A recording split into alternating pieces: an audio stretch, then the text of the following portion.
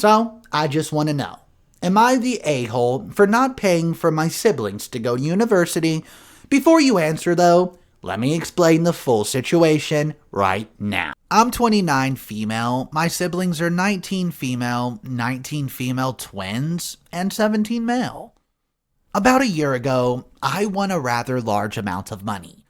Since then, I paid off my mortgage, bought a rental home, paid for my parents to spend 2 months on holiday, paid off their mortgage, and bought each of my younger siblings either a car or, in the case of my brother, a motorbike. I've recently started planning my wedding to my partner of 4 years.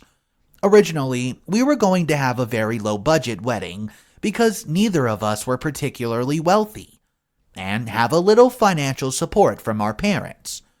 Hers are homophobic and mine are just not well off enough to spend money on a wedding. But now we plan on having a slightly bigger wedding. However, during these discussions, my mother's been getting increasingly upset about the amount I'm spending. Wedding will be around $50,000, all including the honeymoon, and partners contributing $12,000.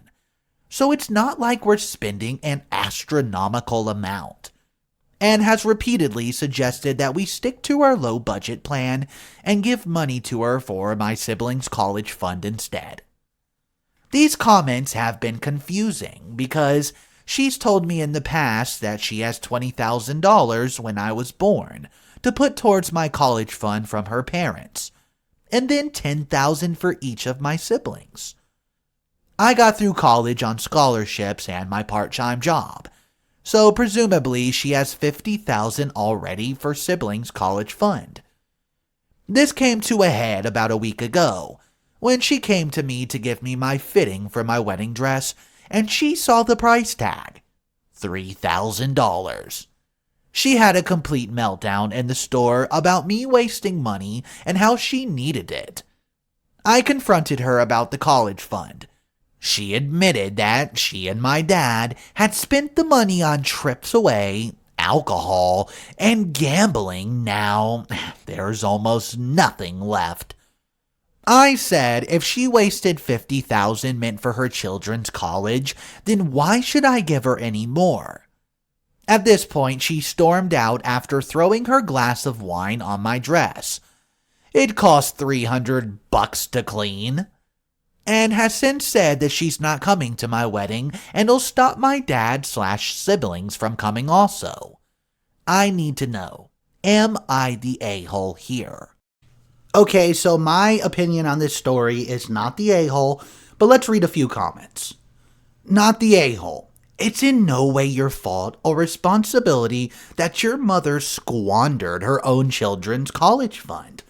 If you want to help your siblings through college, it should be at your discretion, not at her demand. I agree with that comment, guys, and it seemed like a lot of people did. Here's the number one comment that replied to that. I agree. I absolutely hate it when people waste their money on stuff like this and get mad when no one helps them. It's not OP's fault that her parents spent $50,000 on gambling, trips, and stuff. So she's not obligated to give her mother anything. Guys, I would love to hear your opinion on this topic. The next story that we're going to look at, it's an Am I the A-hole story, but don't forget to leave your comments down below about how you feel about each story. Here we go. Am I the a-hole for refusing to put my fiancé on the house title after he kept handing me empty pins as a prank? Guys, let's get right to it. I'm a female, 34. I've been with my fiancé, 37, for 3 years. Getting married before the end of this year and recently moved into the house that I inherited from my mom. The house is in my name, and it took a lot of talking and convincing from him to have his name on the title as well. Now, honestly, part of me does not think this is a good idea. At least not right now, maybe after marriage. But anyways, I've decided to go ahead and put his name on the title, so he can go ahead and start contributing towards mortgage, and be less of a burden towards me. We've made appointments and decided on which form of ownership we're going to be basing this on. When it was time for me to sign the deed, My fiance stopped me and gave me a pen, saying this pen was his lucky pen, and told me to use this to sign the deed. I took it and tried to sign, but turned out it was empty. He was like, "Oh, I must have forgotten," while laughing, then pulled out his other lucky pen. I took it, tried to sign, and that one was empty too.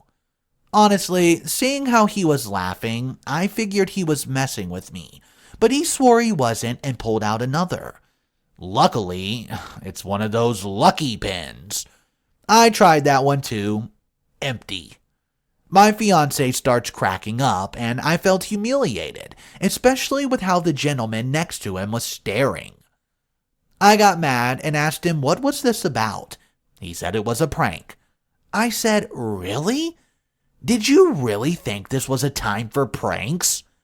He was like, "It's alright, you can use a real pen now." I pushed the paper away and said, "You know what? Never mind, because I no longer want you on the deed." He lost it completely, saying we had a deal, I can't go back out now, and that it was a stupid little joke, and I'm just taking it way too seriously. We had an argument, and I refused to sign the deed.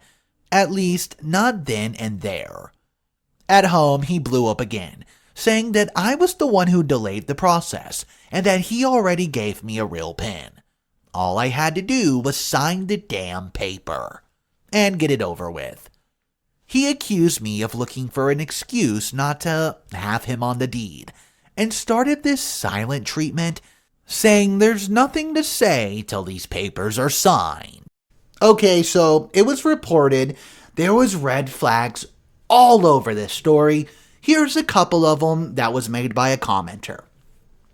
Not the a-hole. Red flags all over. Number 1. He pressured you into putting him on the deed. That's weird unless he was selfish or had alternative motives. My husband literally suggested he not be on the title to my car, or maybe with insurance cost. Number 2. He's very immature. You don't behave like that in a serious time. He wasted everyone's time. Number 3. He blew up at you correctly for chastising him instead of acknowledging his own fault and apologizing. And number 4, he's given you the silent treatment. Guys, let me know your thoughts on this story. Drop them down in the comment section, and we're going to turn our attention to the next story. My boyfriend's really mad at me because I exposed his friend. Stick into this one, guys. Wait till the end. You are not going to see what's going to happen in this crazy update. I'm 24 female, my boyfriend's 25, and we share the same friend group. We have a mutual friend, Carla, who's super attractive, and every guy's drooling for her. A few months ago, my boyfriend told me that someone showed him Carla's nudes. I asked him who, but he did not want to tell me. I asked how did that person get them, and he said he borrowed Carla's phones to make a call, then airdropped the pictures to himself. I felt disgusted and really sad for Carla because she's such a good person. I got mad at my boyfriend because he did not hold his friend accountable and chose to stay out of it. Well, a few days ago, I brought up the issue again to my boyfriend, and he told who the person was that stole Carla's photos. It was another mutual friend, John. I proceeded to make a fake Instagram account and told Carla everything. This caused a shitstorm because she told everyone what John did and is threatening to sue him. And the whole friend group now hates him. My boyfriend knew it was me who spilled the beans, and we had a huge argument about it. He told me that I caused some big damage to John's image, and that I should have just stayed out of it. This has me questioning if what I did was really a good thing, or if I should have just kept quiet. Update 2 days later. Basically, my boyfriend's friend John stole some private photos from our mutual friend Carla, and I anonymously told what he did, and my boyfriend got mad at me. I told my boyfriend that if he was okay with John's actions, I don't want to be with him. He apologized and told me that he understood that I care for Carla, but that I ruined John's reputation and professional life, since we all work in healthcare. I told him that Carla's reputation was damaged and that John was suffering the consequences of his own stupidity. I broke up with him. John works in healthcare. Since word got around about what he did to Carla, several coworkers complained that they don't feel safe working with him. So he got fired. We live in a small town, so basically everyone knows what happened, and John has been ostracized. Carla, on the other hand, is not doing well. She refuses to leave her house or talk to anyone. I went to her house unannounced and convinced her to talk to me, and her situation just breaks my heart. She's not sleeping or eating and taking like 5 showers a day because she feels dirty and disgusting. I suggested therapy, and she said she would consider it, and we've been talking a lot lately. A common concern I saw in the comments of the previous post is that my ex probably showed his friends my nudes. That's not possible, because I've never sent him nudes. Another thing is that guys that saw Carla's photos don't have a group chat to send nudes. They were hanging out, and John popped out his phone and showed the pictures. My ex has been begging me to take him back. He says he recognizes how wrong he was, wants to earn my trust for me to even consider having him as a friend. It sucks because our relationship was perfect, but it is what it is. I don't know, in my opinion, and it's a pretty firm opinion, I think John is an absolute creep and he got everything he deserved. He went against her privacy, stole her pictures, and honestly, I think John needs to see some jail time. Guys, let me know the proper way to handle this situation, or just drop your opinion down below what you think should happen. I would love to hear your opinions on this story, but in mine, I think John is an absolutely vile creature. And honestly, it's kind of a bad look that OP's boyfriend was sticking up for him. Alright, let's go ahead and read some comments.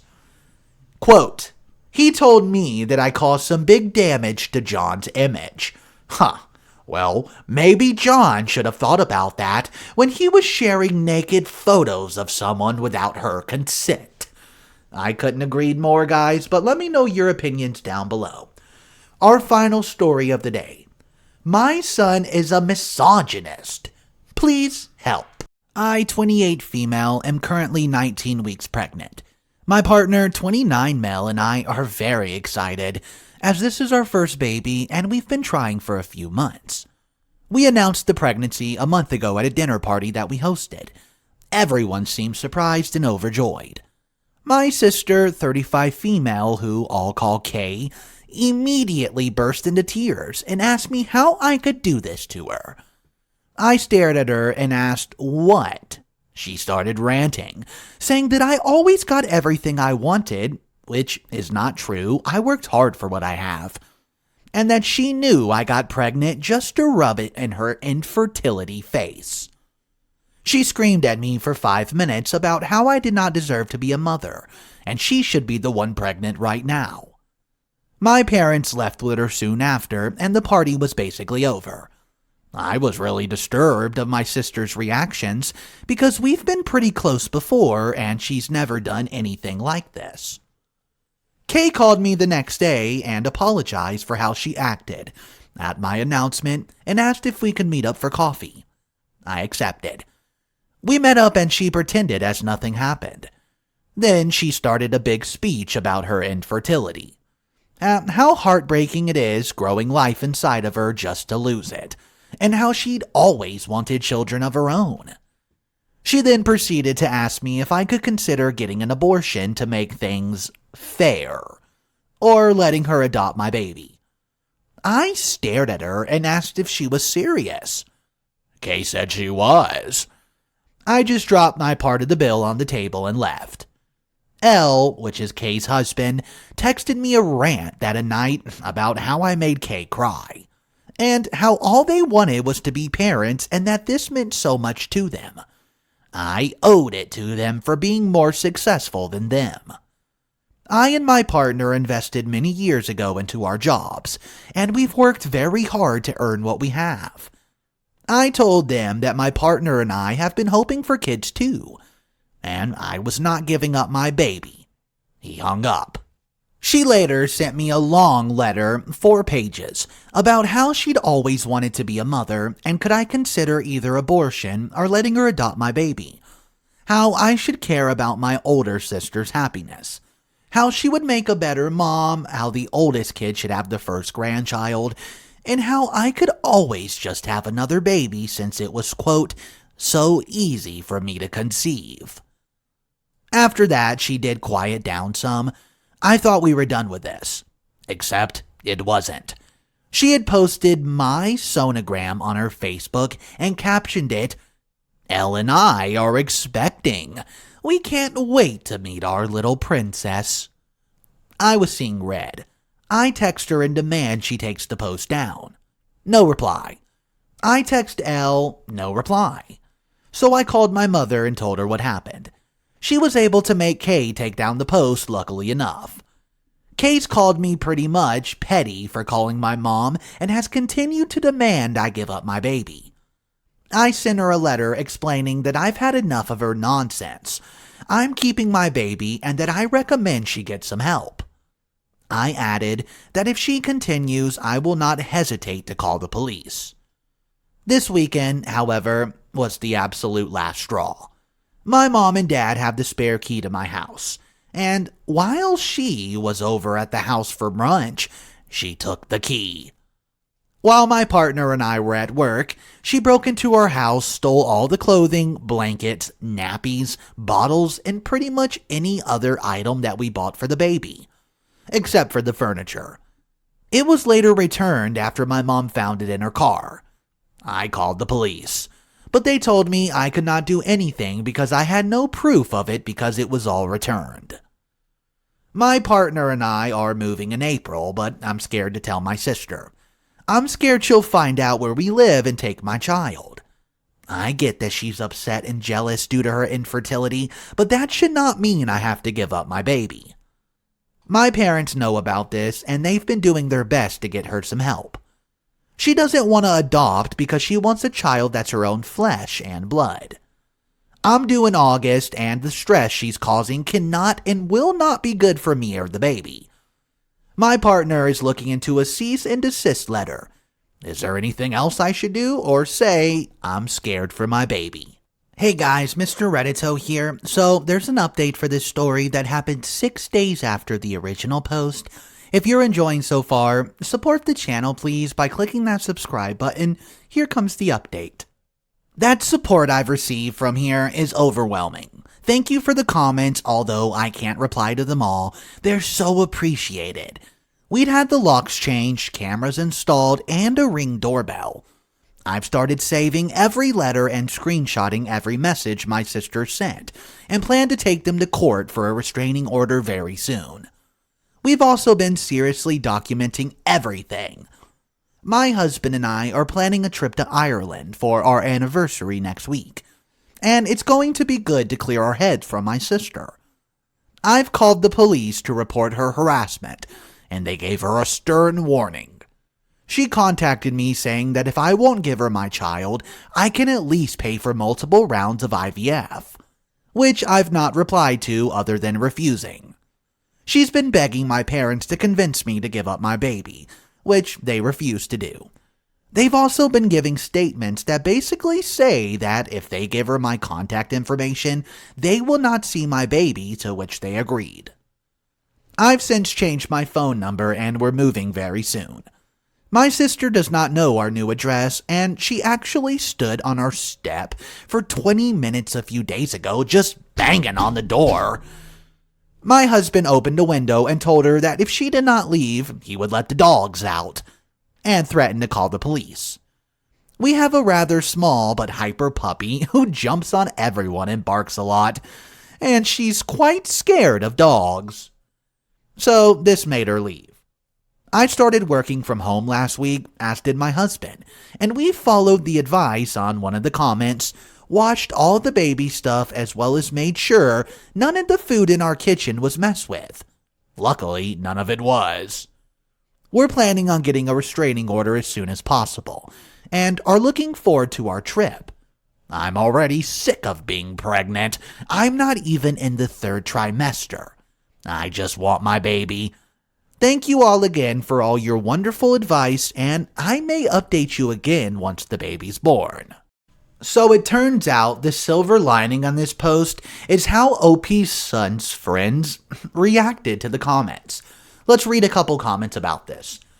One of the boys in my son's friend group started expressing these kind of views, and the friend group did their best to stop their behavior.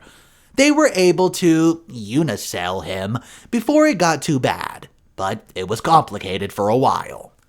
Comment 2, hey, props to you for raising a young man who recognizes that type of mindset and actually corrects it when he sees it. So guys, in your opinion of this story, how should OP go about handling this issue? Drop it down below. Go ahead and hit that subscribe button if you're new here, as we read stories every single day. I hope you guys have an amazing night. I'll see you tomorrow.